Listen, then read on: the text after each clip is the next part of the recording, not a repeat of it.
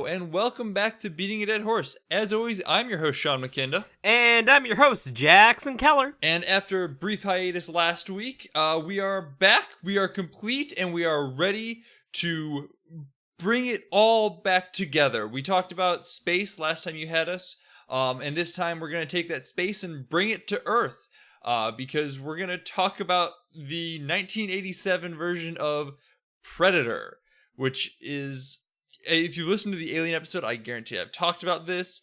I had never seen before. I had never seen Alien before. I'd seen both Alien vs. Predator and Alien vs. Predator Requiem. So, this is a whole new experience for me. And very different from...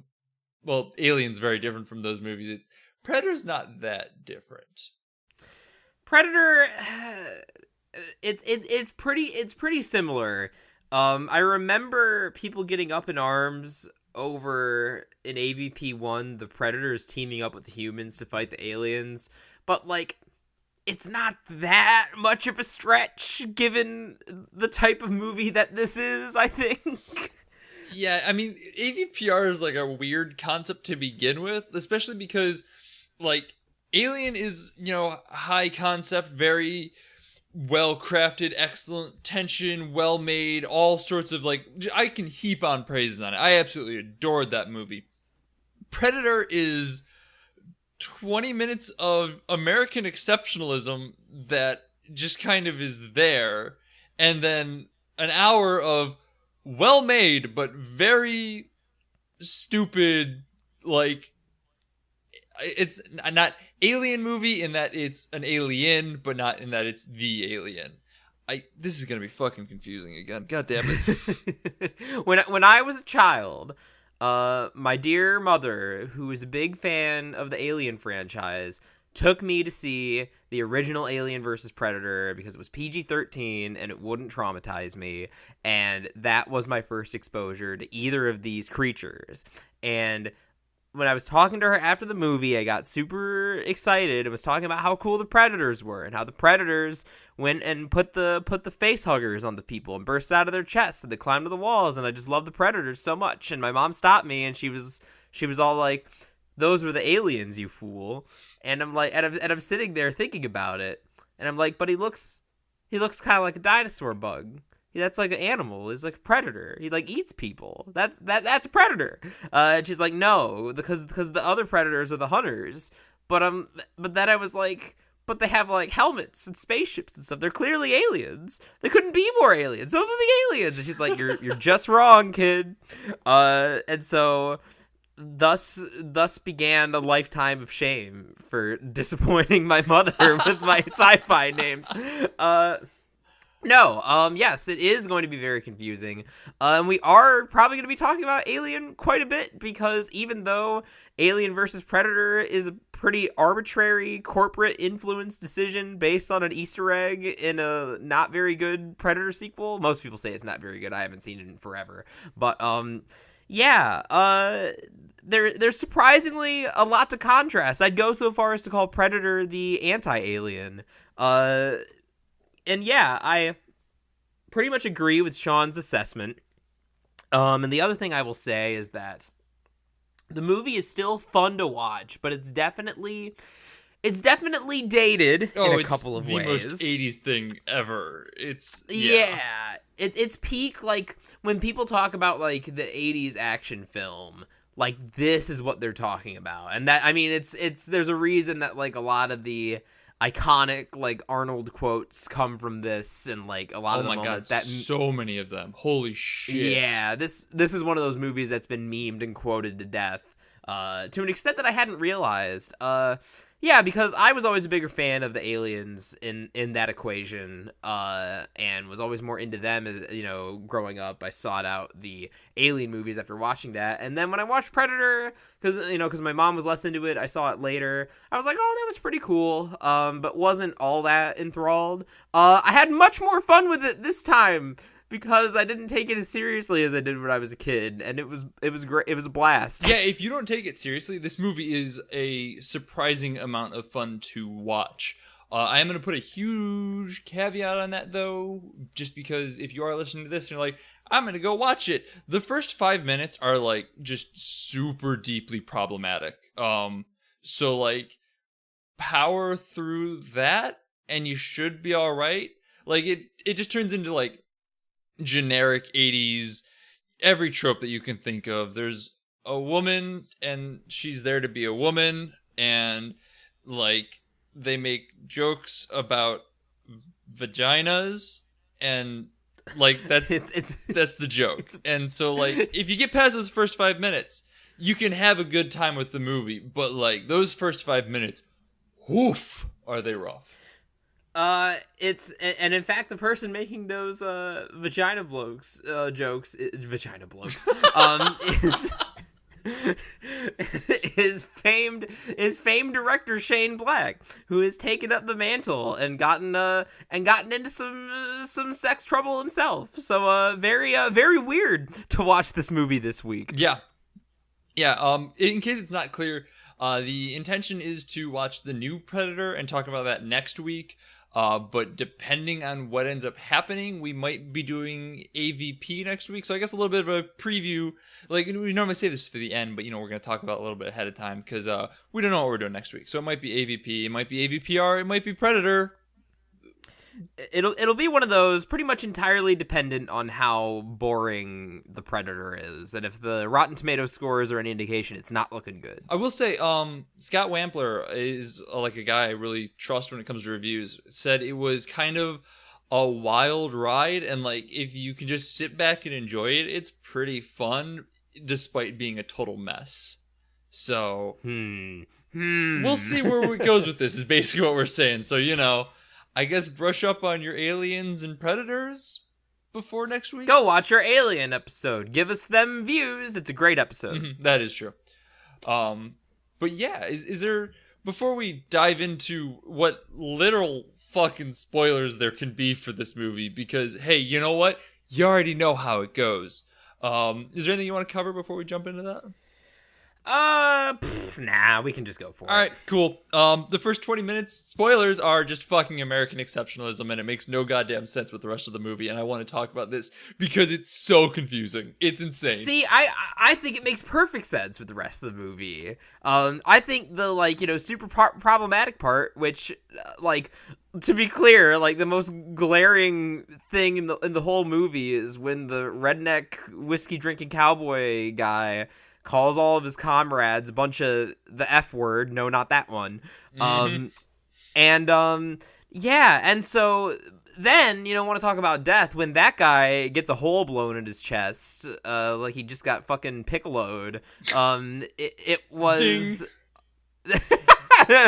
Shut up. I'm wired this way. I can't help it. So when he does get that hole blown in his chest, there's another character who has shared 2 lines of dialogue with him in the whole movie, and we're supposed to feel real sad, and it plays the sad taps bwah, bwah, bwah. Yes, you're not wrong. Here's the thing though, that's not what I'm talking about.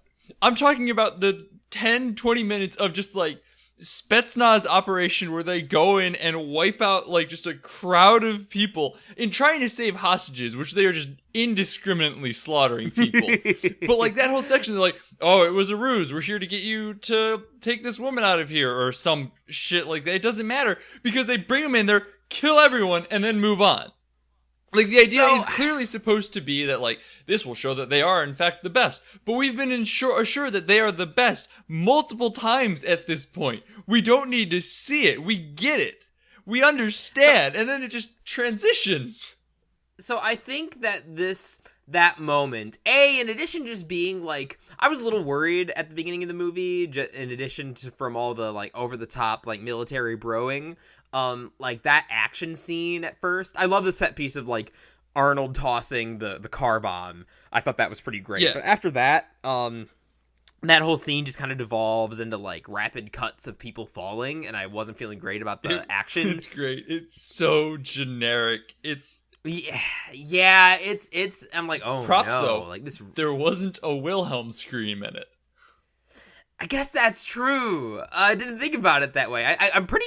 I was really jolted the other day. Like, side note, I'm pretty sure I heard the Wilhelm scream in an anime, and I didn't think that was a thing that could happen because it wasn't a dove.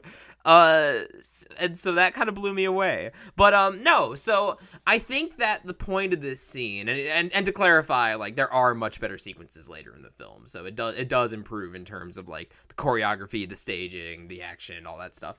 But I think the point of that scene that is kind of lost to time, and something that the movie itself actively undercuts at the beginning, is to set up the movie to do a little bit of a bait and switch of making you think that it's gonna be like some sort of just like standard military Cold War like spec ops movie, because the title Predator can imply a great many things. You could even use it to refer to humans, and that's what the CIA guy keeps saying. He's like, oh, like it's just a bunch of like people hiding in the jungle and taking us out, and so there is that possibility at the beginning that like that's going to be the main threat after this sort of blowout action sequence, but then it's slowly revealed through like the ominous like shots through the trees, like the characters shaking about seeing things in the jungle, maybe building up this little mystery about what exactly is after them. And on the one hand, because this is a famous movie, we already know that it's going to be the Predator, like, the famous movie monster. So, that's not really much of a bait and switch. Anyone watching it nowadays is coming in knowing that the Predator is about Wolverine claws, skinning his enemies, trophy hunting, honorable combat for worthy opponents, all that good stuff. And so there's that, but also the movie itself just goes out of its way to undermine any sense of tension or mystery in the first 3 seconds of the movie by showing a shot of a spaceship coming to Earth, immediately making you realize that it's going to be an alien. Mm-hmm. And so completely undermining the rest. Like if you just taken that scene out, like, it'd be a good build-up. It'd be a pretty good fake-out. But there's still a bunch of, like, infrared shots in that moment. Are there really? Yeah, there's a bunch of infrared shots kind of leading up to that, and, like, clearly people hiding in the trees, and a bunch of shots of empty trees and stuff like that. Like, I guess, theoretically, it could still work as, like, guerrilla tactics and whatnot. But I don't know. It's still, I guess a lot of it could be just that I did not get the marketing behind it. I didn't see any of that. So to me, this whole opening scene just feels very strange. It's almost like an Indiana Jones meets G.I. Joe moment going on. It's something. Yeah, it definitely, it definitely feels a lot like the later, like, over-the-top Rambo movies. Yeah. But yeah, and so I think, I do think they were trying to do a fake out, because even with the infrared shots, like, that could still conceivably be a human with advanced tech. Of course, we know it isn't, because the infrared vision is one of the, hashtag famous Predator things.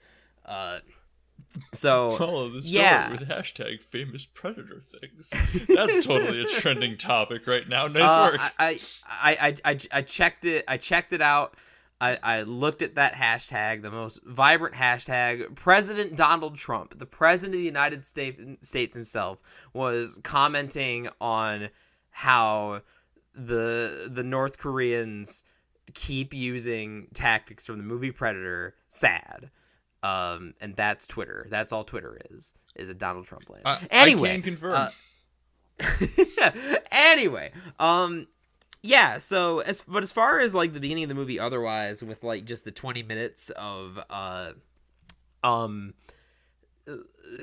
army bro American exceptionalism, that I didn't realize that famous like muscle handshake, that hand clasp, I didn't realize that was from this movie. I thought that was from like Commando or something. I didn't realize that was a movie thing. I thought it was just like a stock photo, like that whole meme that's going around right now of like the two arms clasped super muscles.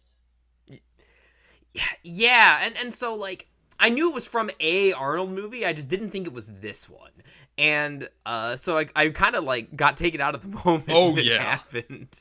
But also like there's very like in this movie like Carl Weathers is still very clearly a very muscular man, but like so the fact that they're like trying to emasculate him with Arnold's like enormous Jonathan Joestar physique is really jarring. Yeah. He's so and ripped. And so, like, and you know, don't make no mistake. I love Arnold. I love him in this movie. Like, there's a reason that he was like an '80s symbol. He's just got such a presence. It's great. But that like beginning emasculation, I guess, and then the ultimate revelation that he's like, just a pencil pusher, like sending men to die for the CIA. Gets at the unfortunate reality that this movie seems to be pro-Predator, if I'm reading it right. Because there's all right, so follow me. Okay. Follow me on this here. All right. So the movie goes on, and we have a big deal about how not only are they the best, they're also the most moral American good old boys. And, we don't leave anyone behind. We're not expendable. Like, shame on you, Carl Weathers. Learn to trust the judgment and get redeemed when you go after the Predator yourself for all your cowardly ways. Be a real man, basically. This movie's all about machismo. The yin to aliens like feminist horror yang. And so you go through the movie and you have like this display of might by the Spec Ops team just blowing away this outpost of guerrillas with complete perfect, finger quotes, perfect tactics. And then the one by one they start getting similarly blown away by this greater foe. And so what sets apart the Predator is that as a villain, he doesn't kill for food. He doesn't kill because he's like a mindless drone. He doesn't kill because he's a psychopath. He kills for sport. And he makes a big deal about how the Predator's got a code of honor. He won't hurt anyone he deems unworthy or like unarmed. And this is made even more explicit in the second one and, future sequels. So you get to the end of the movie, all the only person you have left is Arnold. And he sets all these traps and, he finds out the thing with covering himself in mud, hides himself, and does a good dent on the Predator himself and sets up all these traps. And he gets into a big confrontation with them that results in a pretty cool action scene where he's throwing like grenade javelins and it rocks. And so the Predator has Arnold where he wants him, but because Arnold has been sneaky, he's been a great warrior, he's, lived by this manly code. The Predator, instead of, just gutting him, chooses to remove his helmet and discard most of his weapons and engage Arnold in honorable one-on-one shirtless combat. And then, Arnold finally gets the better of him and, he self-destructs and, that's the last, gotcha. But basically, the whole movie, the whole thematic through line through the movie is, the nobility of military might and how, getting down and dirty in the field is what makes you, a real man. And those are, that's, the code that the Predator follows, which leads me to the conclusion that the movie is kind of pro-Predator when you break it down. So, I need to break that down, I think, further on my own. Because, I see where you're coming from, but, I can't help but feel there's some sort of hiccup to it that I'm missing. Because I kind of have a feeling that, it's almost also a conversation of technology and progressivism within technology.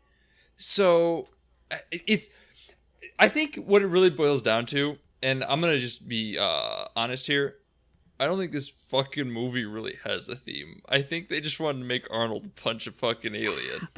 But it clearly does, because if it didn't, there wouldn't be all that big deal about Carl Weathers' character being like a snake and a coward. They make a big deal out of that. Super fucking quickly.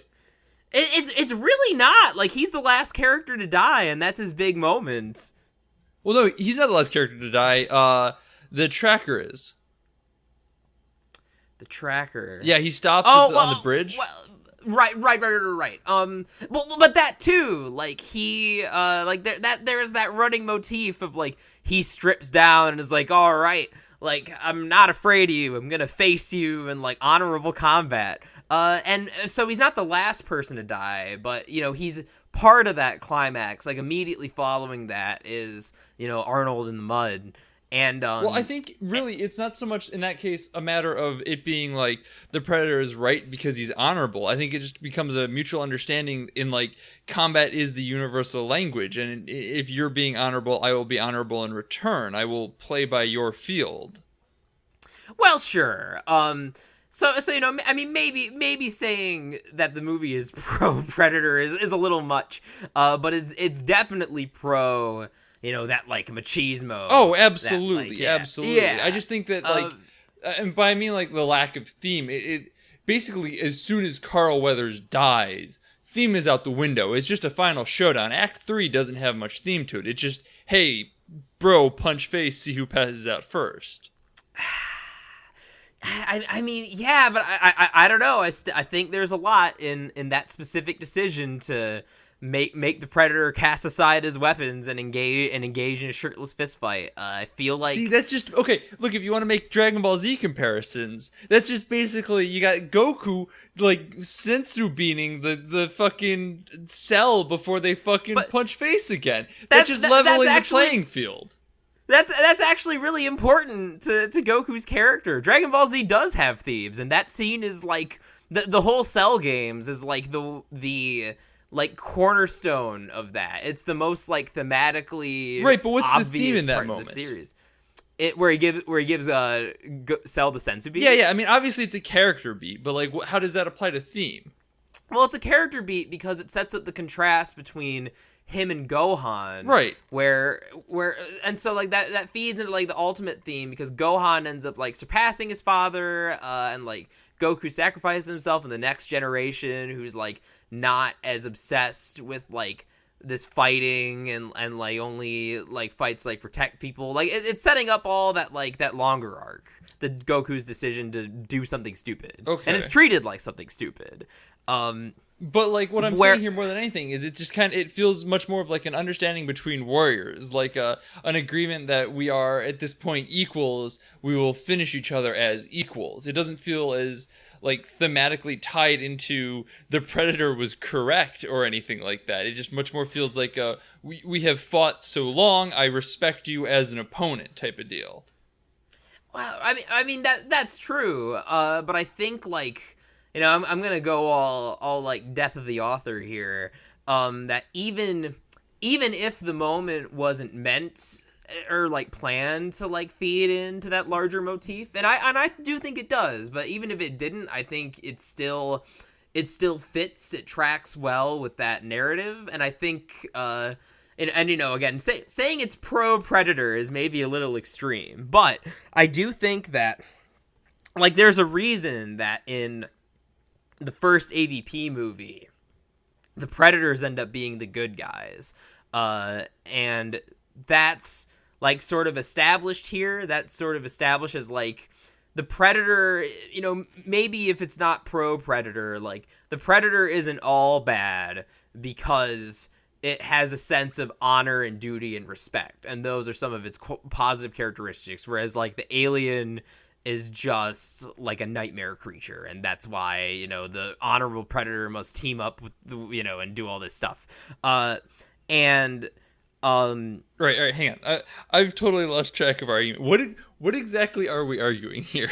So I think we're arguing A, whether the movie is pro Predator or not, and B, whether the movie has themes that may or may not be intentional. And I'm arguing yes on both counts. Okay.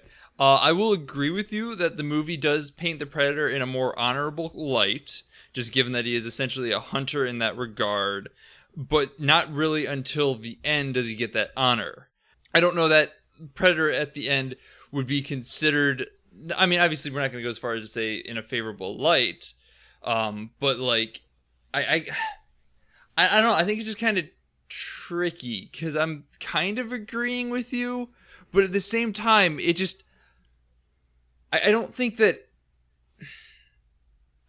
like, it really does boil down to whether there is theme to it or not, because it, to me, just feels like such a kind of goofy mess of a movie that, like, any theme extracted from it is one that is from person to person, like, as a viewer you would pick up on, but like, overall I feel like it's very much just we made this movie where Arnold punches a predator because we can, because like, it never, nothing ever really solid comes out of it, because at this, as you said, like, the Predator ends up looking good in the end a little bit, but at the same time Arnold looks good kind of in the beginning and as it goes through, and there's not really a shift between them. They just kind of meet in the middle as opposed to changing places. And like, that meeting in the middle, I think, is really what kind of undoes the idea that there's a grander theme behind it for me. Well, how about this then? Would it be fair to say that even if the movie was just meant to show off a cool monster and have Arnold do his thing, which, I do agree with, that was absolutely why this movie was made.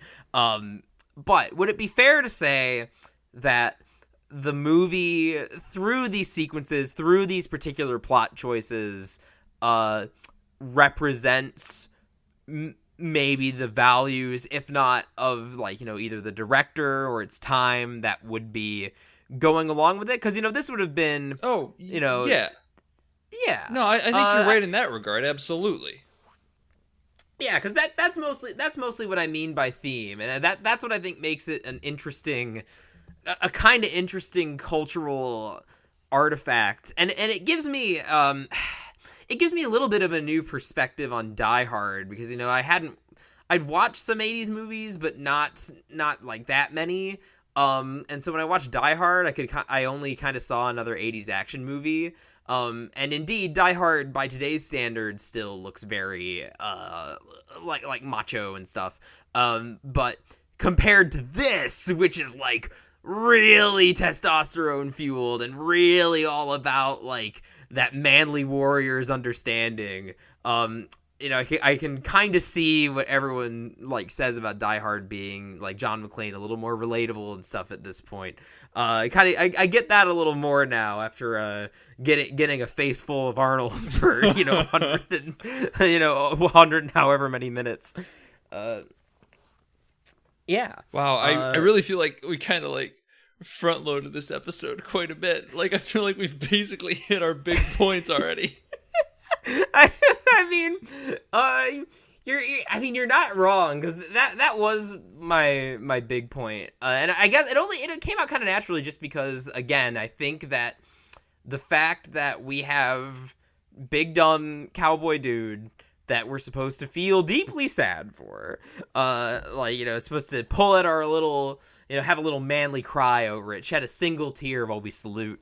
The fact that that's played for so much like ludicrous melodrama was a really telling sign for me, especially since, like, when it was written, him calling his comrades a bunch of the F words, is, today we see that and we recognize that it's bad, in, the Reagan era, where an administration not at all kind to LGBTQ people in any sense of the imagination, to say the least. Like, that's a line that was written that was meant to be funny. Like, you're supposed to laugh, and that's supposed to endear you to the character. So really just dripping this, like, meat-headed militarism in every single scene. And then that's just what got me thinking about it. And the fact that it comes in, and I was, because I was looking for it, I saw your tweet before I rewatched the movie, like your initial thoughts about it. like I was really looking, I'm like, oh man, what's gonna be glaring in these scenes? And when it happened, I was just like, wait, oh no. And then when he was killed, my suspicions were confirmed. I'm like, oh no, this movie is pro Predator. And that's basically where I had the moment, because I kind of remembered how the climax went. So interestingly enough, I think just from what you just said there, it's pro Predator in 2018. Yeah. Like, it might not have been, like, initially. And as I said, this kind of does go back into the idea of, like, it is viewer to viewer. So now that it is 30 years old, it comes across as pro-Predator because he's killing terrible people. Yes. And also that's where it gets a little thorny, is that the Predator, you are right in that the Predator only fights honorably at the end when he deems Arnold worthy. But I mean, I guess the Commandos also use kind of sneaky tactics, because for a hunter, the Predator is not very sporting. He's like, if he just had the invisibility and the claws, like, maybe that would, for some alien race, like, justify it. But I mean, I guess the Predator were just deer. And we shoot deers with guns, and he shoots us with ridiculous plasma cannons. Yeah. I don't know. I'm going to talk about some other things I noticed that are just more silly, I guess, because go for it. I just want to. So first and foremost, the score is fucking ridiculous. It sounds like a goddamn John Williams score throughout the entirety of it. And for what is supposed to be like a tense-ass movie, I was kind of cackling through it, especially like when people die and they give like the single trumpet salute, and it's ridiculous. It fits like 80s and everything, but looking back on it, especially when I was expecting more movie along the lines of Alien, it's wild. It's just fucking wild. And the other big thing, and I don't know if you noticed this, but when Arnold goes down his goofy slip slide at the end after he sends the girl to the chopper, did you notice that the camera got really fucking shitty? I didn't notice, actually. So, like, I was watching like a standard definition YouTube rental. Yeah, but... so was I. Oh, okay. But like, I watched this happen, and like, he goes down the slippy slide, and it looks really crisp and clean, and then he hits the end and launches off, and there's the shot of him like pinwheeling in the air, and it's just looking straight up at him, and it still looks good, and then it goes to a long shot of him falling off the cliff. And it's so fucking grainy. It looks like they went from a high-end camera to the handheld camcorder the director gave his kid last Christmas. And then, that might have been what I noticed. I did notice that scene was weird. Yeah. I thought it was more... have you ever seen the Tim and Eric sketch Father and Son? Possibly. So with that, one of the jokes is that at one point, Eric throws a child off the cliff. And the camera pans out. I'm coming back strong. With my usual memes. We got a Dragon Ball. I think, did I mention JoJo earlier? Yep. And Metal Gear. We're just hitting them all. So he throws a child off a cliff, and then there's like, it zooms out to what's clearly like a mannequin full of like beans being thrown off this cliff as it like ragdolls down. And Arnold kind of looked like that in that shot to me. So maybe the camera is what I was noticing. I'm going to talk about that because there was more to it. Sorry, I didn't mean to cut you off. No, you're good. That's perfect. Like, that's a great segue, because here's the thing, is it was clearly a person in all these shots. Like, they did a very good job of getting a stunt double. And so, like, I think when they panned out and made it all just shitty camera, it's because they were trying to hide the fact that it was a stunt double. The first time, it doesn't look bad. It's almost believable. But the problem is that there's another moment where it gets a little grainy, about like 30 seconds later. And if you look at it, Arnold suddenly has some very long hair. And it is clearly not him anymore. So that, I think, was what they were originally doing. But it's just so jarringly weird in how it looks. Like, it just looks so low resolution. Oh my god, you're totally right. That's absolutely what they were doing. It's wild, and it's one of those things where, like, in theater you wouldn't notice it, or like you would probably notice it, but like you wouldn't be able to confirm it. You'd just be like, that was not seen and move right on. Especially, like, once again, the average moviegoer, not a big deal. But like, when I'm watching this, being like, all right, let's see what I can see, because I'm already so about that fucking terrible CGI of the Predator.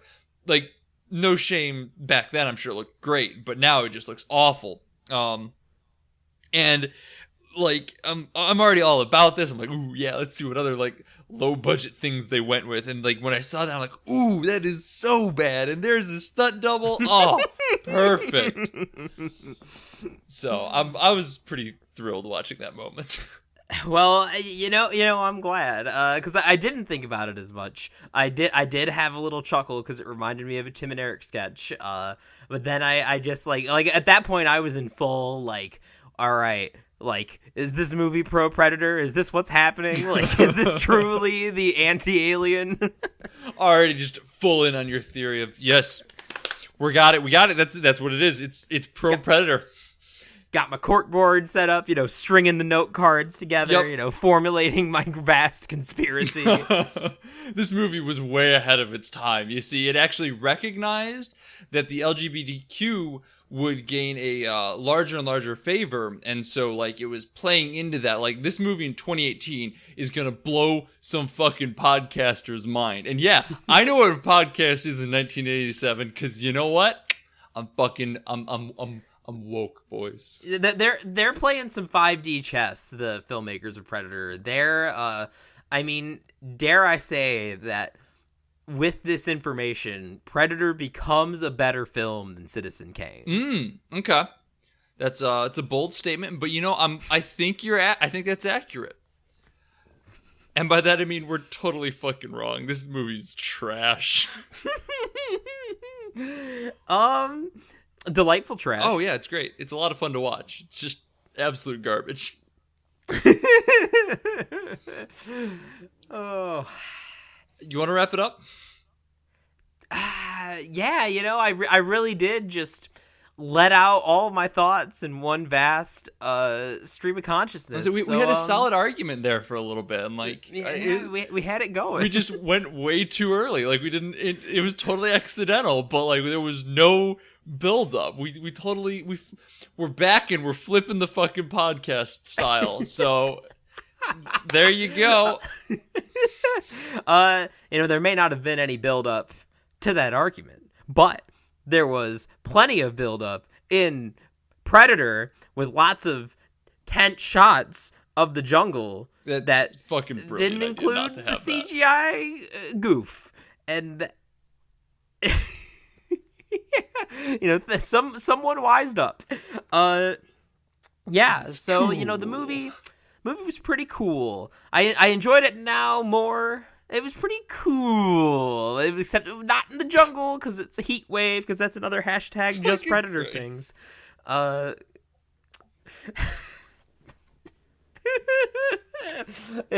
back in top form, baby. So movie better than when I was a kid, because I recognize that it's dumb and not a classic. Honestly, I'm kind of surprised that we didn't dive into more of like Die Hard references, because like as I was watching, I'm like that beginning section, I'm like, ooh, this is gonna be like Die Hard fascism 2.0, isn't it? And then like it's just kind of not.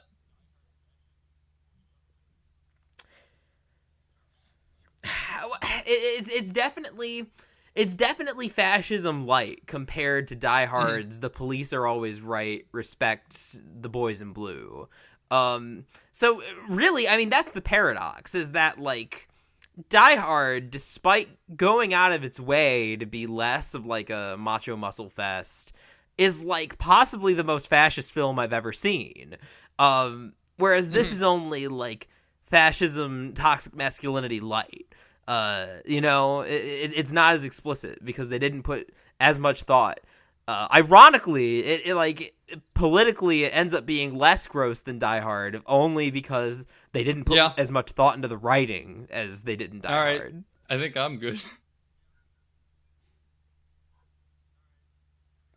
I was gonna say, I guess, get a nice and concise episode. I guarantee we're gonna go on way too long about something next week or something. So we'll be back.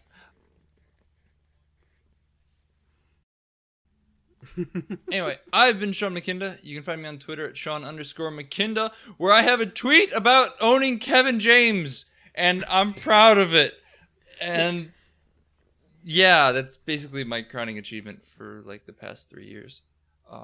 It's a pretty good tweet. You guys should go check it out. Can confirm. Otherwise, I have a website, isortof.com. I stream and stuff. You can find all the information on it over there. And I'm Jackson Keller. I'm on Twitter less and less these days, and it's improved my mental health greatly.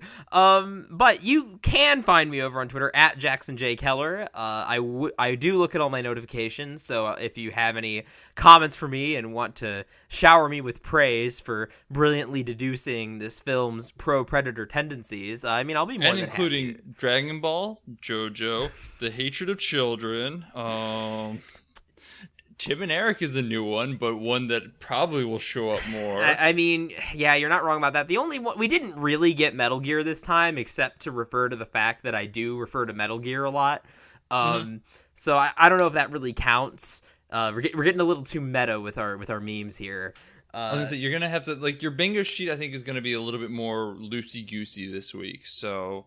Yeah, so, I'm too lazy to go back and count them myself. But if some dedicated psychopath wants to go back and listen to every episode of Beating a Dead Horse and chart my little pet interests and how often I refer to them, I would love to see that chart.